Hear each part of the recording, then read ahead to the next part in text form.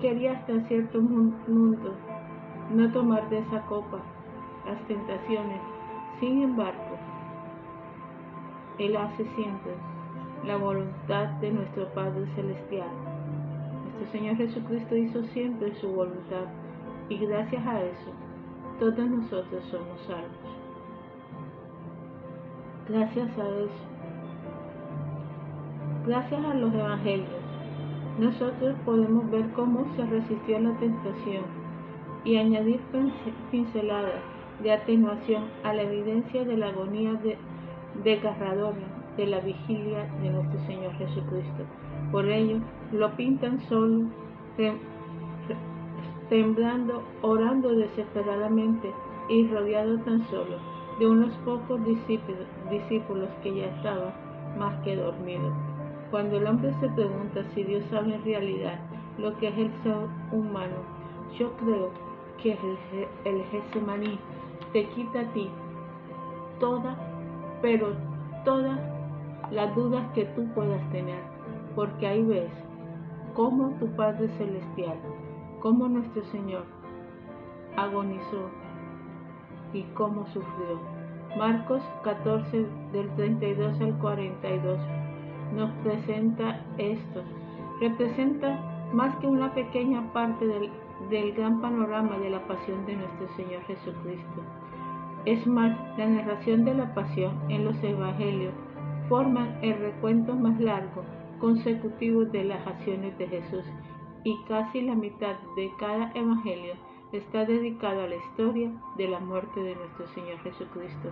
Los evangelios apropiadamente han descrito la narración de la pasión con introducciones bastante extensas. Esta narración ha sido el material que se ha utilizado a través de lo largo de los tiempos por dramaturgos, poetas, pedagogos y predicadores por los siglos, por la pura virtud del drama humano que se describe. En el Getsemaní vemos a un Jesús humano, tal vez más que en ninguna otra escena de la Biblia. Esta escena en particular comienza con Jesús retirándose a un lugar recluido para dedicarse a una práctica puramente humana. Mateo 14:32, Marcos 14:32 nos dice: y llegaron a un lugar que se llamaba Getsemaní, y dijo a sus discípulos: sentaos aquí hasta que yo haya orado.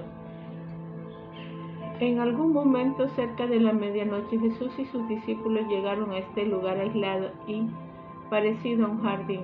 Probablemente era algún huerto de olivos de propiedad privada, donde él solía orar. Getsemaní estaba ubicado en la falda del Monte de los Olivos, y el nombre significa literalmente prensa de aceite, de las palabras griegas Getsemania, que sugiere la existencia de alguna prensa de aceite en ese sitio o en ese lugar cercano. Antes de retirarse a orar solo, Jesús le instruye a sus discípulos que se sienten y esperen. Posiblemente quería que actuaran como guardianes en la entrada del huerto, pero también como testigos de su tiempo de oración. Sin embargo, en lugar de irse a contemplar a solas, invitó a 3 de sus discípulos íntimos a que lo acompañaran un poco más dentro del huerto de Getsemaní. Marcos 14:33 al 34 nos dice: y tomó consigo a Pedro, a Jacob y a Juan, y comenzó a afligirlo y a angustiarse mucho, y les dijo: mi alma está muy afligida hasta el punto de la muerte, quedaos aquí y velad. Jesús no quería soportar esta odisea sola. Sabía que en Jerusalén le esperaba sufrimiento, y el puro horror de estos pensamientos hizo presa de él a punto de que, según Marcos, comenzó a afligirse y angustiarse mucho. Ambos términos expresan el conflicto interno y la ansiedad creciente que nuestro Padre Celestial tenía. A solas con sus amigos más íntimos, Jesús abrió su corazón, mostró su alma atribulada y confesó que estaba muy afligido. Esto nos recuerda el pasaje de Isaías 53:3. Tal vez la deserción y traición de Judas, la negación prevista de Pedro, el ultraje que recibiría en manos de los soldados romanos y, a fin de cuentas, la tortura cierta que ocurriría en la cruz había conspirado contra el aplomo pacífico de nuestro Señor Jesucristo. Hasta ahora habíamos visto a un Jesús totalmente tranquilo, en calma y determinado. Ahora lo que vemos es un Jesús con ansia, con tristeza, atribulado, incluso tal vez aterrado, que se apoya fuertemente en el respaldo que deseaba que le dieran sus amigos más cercanos. Nosotros también muchas veces pasamos por eso y deseamos que nuestros amigos más cercanos estén con nosotros, pero no es nada lo que nosotros pasamos comparado con los sufrimientos que nuestro Padre Celestial tuvo. Marcos 14, 35 dice, adelantándose un poco, se postró en tierra y oraba. El verbo de la frase griega que se traduce se postró está en tiempo imperfecto, lo que sugiere una acción totalmente continua. En esta palabra Jesús literalmente se postraba una y otra vez en tierra para orar, clamando a su Padre, luego poniéndose de pie y luego arrodillándose de nuevo en oración. Las pinturas de Jesús sereno, arrodillado junto a una piedra, coronado de la luz de la luna, nos da una idea equivocada de lo que realmente pasó. Marco describe a Jesús luchando con su destino, andando de aquí para allá, arrodillándose en la tierra, desesperadamente clamando auxilio al Padre y suplicando como un hijo joven lo haría con su papá, Abba, Abba, Abba, que quiere decir Padre. Jesús llamó a Dios Abba, que es una palabra extremadamente íntima, que ni siquiera el judío más consagrado se atrevería a pronunciar por temor de ofender a nuestro Señor o Padre Celestial. Jesús, no obstante, deliberadamente invocó clamando el nombre más íntimo y tierno con el que él podía dirigirse a su Padre, e hizo una asombrosa petición. 14:35b y 36 nos dice, y oraba que si era posible pasar de él aquella hora, y decía, Abba Padre, para ti todas las cosas son posibles, aparta de mí esta copa, pero no sea lo que yo quiero, sino lo que tú quieres. ¿Cómo Jesús podía hacer eso? El Hijo de Dios estaba deseando que se le revelara de su comisión divina. En la escena, en el Getsemaní, Jesús parece estar agobiado, presionado, dividido entre el deber y el deseo. Sin embargo, a pesar de sentir sobre sus espaldas, el peso del pecado del mundo, voluntariamente tomó la copa.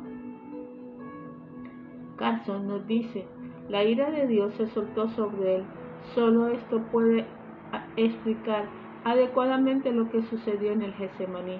Jesús creía que para Dios todo era posible y por consiguiente oró que la copa le fuera quitada. Esta copa es la misma a la que Jesús se refería en Marcos 10, 38, 39, la copa de la ira de Dios, metáfora del castigo y del juicio. Aquí obviamente se refiere a la muerte de Jesús. Jesús deseaba que la copa le fuera quitada, pero voluntariamente se somete otra vez a la voluntad de nuestro Padre Celestial. ¿Cuántas veces nosotros hacemos lo que queremos y nunca nos sometemos a la voluntad de nuestro Padre Celestial? ¿Tú sabes cuál es su voluntad? Cuando Jesús volvió al pequeño grupo de discípulos, no los halló alerta y esperando, sino que estaban totalmente dormidos. Entonces vino y los halló durmiendo, y dijo a Pedro, Simón, ¿duermes? ¿No pudiste velar ni por una hora? Velad y orad, para que no entréis en tentación. El espíritu está dispuesto, pero la carne es débil. Marcos 14, 37 al 38. Desalentado, Jesús le habló directamente a Pedro, usando el nombre anterior de este, Simón, esto que tal vez tenía la intención de ser un regaño sutil. Pero Pedro no estaba precisamente como la roca que Jesús necesitaba que fuera para que lo ayudara. Irónicamente, Pedro, que hacía poco había fanfarroneado de que sería leal a Cristo hasta la muerte, se dejó vencer por las exigencias del sueño. Era costumbre quedarse hasta altas horas de la noche, en la hora de Pascua, y hablar de la redención divina. Los discípulos deberían haber podido quedarse despiertos para vigilar, probablemente se habían quedado despiertos hasta muy tarde, casi todas las demás Pascuas de su vida. Esto nos lo dice Kyle Kenner, nos hace notar esto.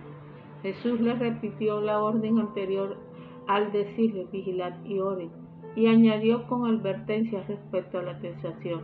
Fue una reveladora amonestación para que se prepararan para el peligro de la deserción que ciertamente tendrían que enfrentar dentro de poco. Impresionantemente, ni siquiera Jesús, Señor del universo, pudo esquivar la necesidad de orar para prepararse para la cruel responsabilidad de la cruz. Se fue otra vez y oró diciendo las mismas palabras, y vino de nuevo y las halló durmiendo, porque sus ojos estaban cargados de sueño y no sabían qué responder. Marcos 14, 39, 40. Jesús volvió a los discípulos que seguían durmiendo, que ahora no pueden decir nada debido a la vergüenza. Luego, al regresar la tercera vez, halló que nada había cambiado. Vino por tercera vez y le dijo, ¿todavía estás durmiendo y descansar? Basta ya. Ha llegado la hora. He aquí el Hijo del Hombre es entregado en manos de los pecadores. Levantaos, vamos, mirad, está cerca para el que me entregue. Marcos 14, versículo 41-42. Jesús despierta a sus discípulos de sus moradores y ellos se levantan tropezando. Jesús había resuelto que había llegado la hora y se enfrentó a su destino.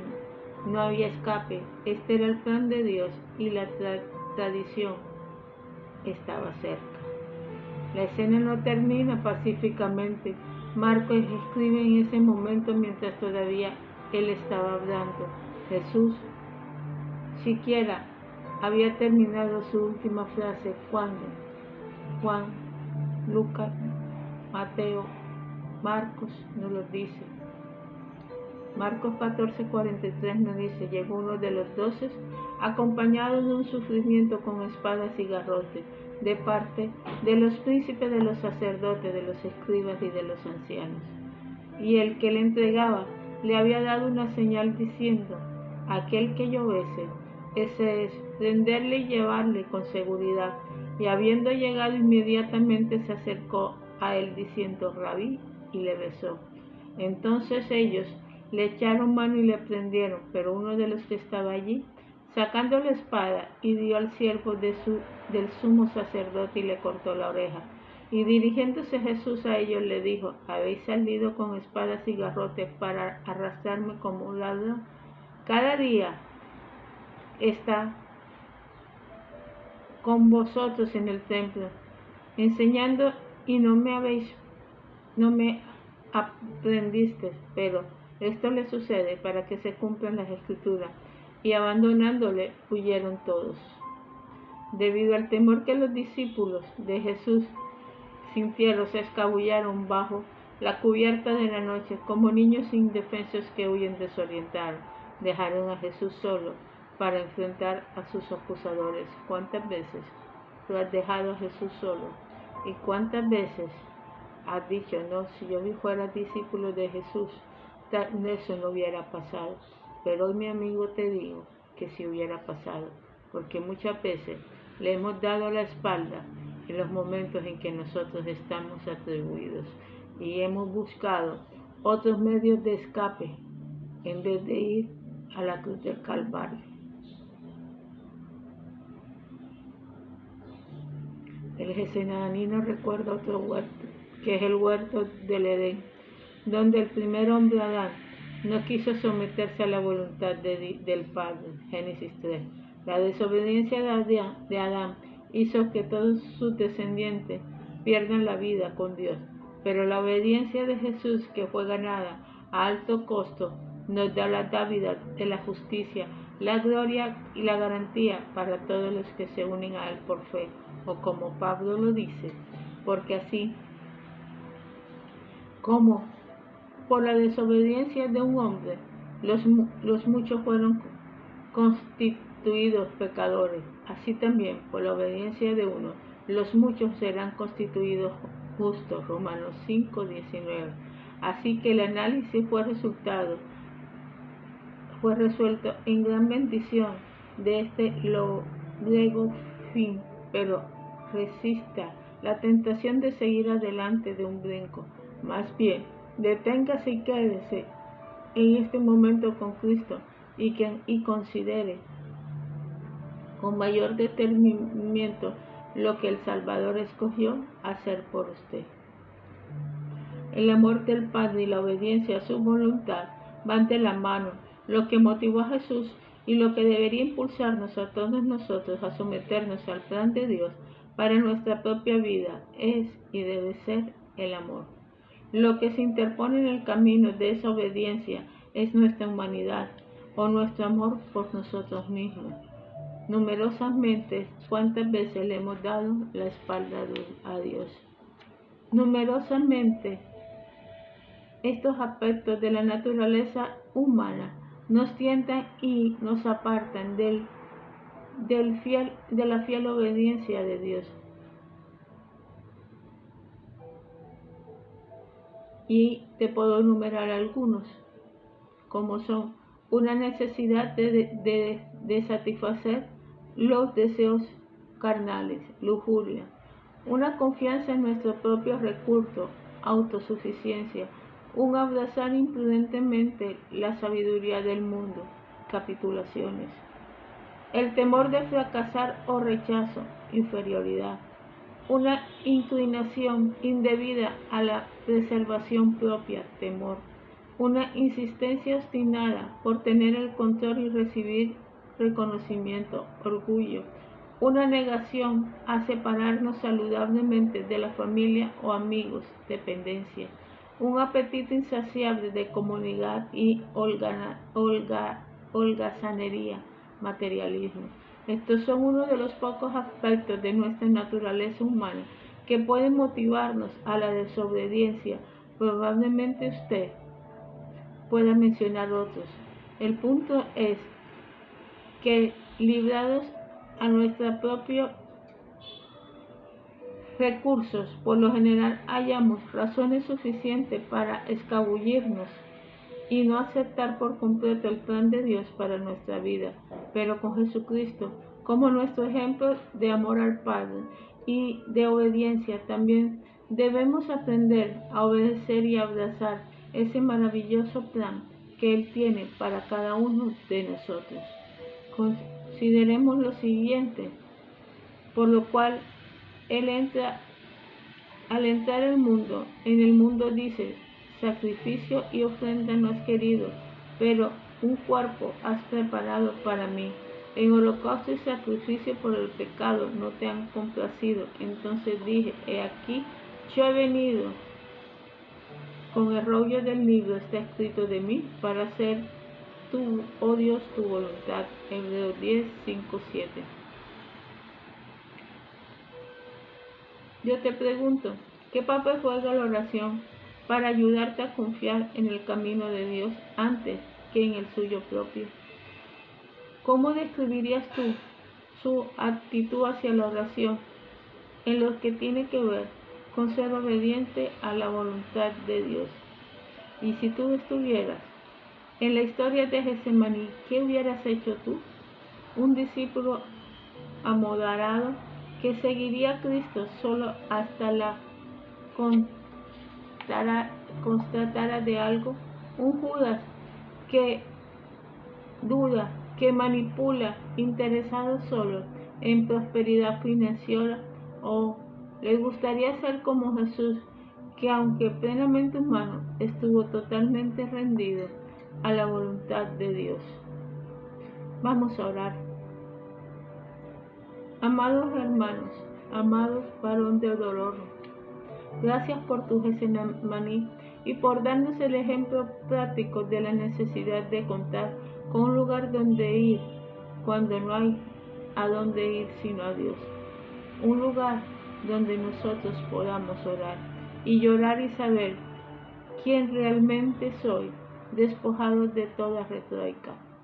Sé que en algún momento, en alguna parte, algún tipo de Getsemaní me espera, tal como a ti. Sé que algún día, una noche larga, caerá sobre mi alma, tal como cayó sobre la tuya. Pero tiemblo al pensar en eso, en las tinieblas y en la soledad y en la desesperanza. Prepárame para esa noche negra, Señor. Prepárame ahora. Ayúdame a darme cuenta de que aunque el Getsemaní es el más aterrador de todos los lugares, también es el más tranquilo que existe. Me inunda el terror cuando me doy cuenta de que no tengo las riendas de mi vida ni de la vida de los que amo. Pero me viene la tranquilidad comprender quién eres tú. Ayúdame cuando esté oscuro y estoy solo y con miedo. Ayúdame a poner en las tuyas mis manos temblorosas y confiar mi vida y la de mis seres queridos. Sé que algún día lucharé con circunstancias que están fuera de mi control, que algún tipo de sufrimiento me lanzará al suelo frío y duro. Cuando esto suceda, Padre Celestial, Señor Jesús, ayúdame a darme cuenta de que la victoria del cielo son las derrotas del alma humana y que mi fuerza no se halla en cuán valientemente lucho, sino en cuán completamente me someto a ti. Señor eterno, misericordioso, gracias. Gracias por ayudarme a comprender que me debo someter siempre a ti y que debo tener un lugar de oración. Que la paz de nuestro Padre Celestial nos ayude. Que nuestro Padre siempre esté ahí en estos momentos de dificultad y que por sobre todo aprendamos a someternos siempre a Él. Que el Espíritu Santo esté a tu lado acompañándote siempre y que sea siempre tu refugio y tu fortaleza. Y que por sobre todas las cosas, el propósito de nuestro Padre Celestial siempre se cumpla en ti. Que Dios te bendiga, hermano. Amén y amén.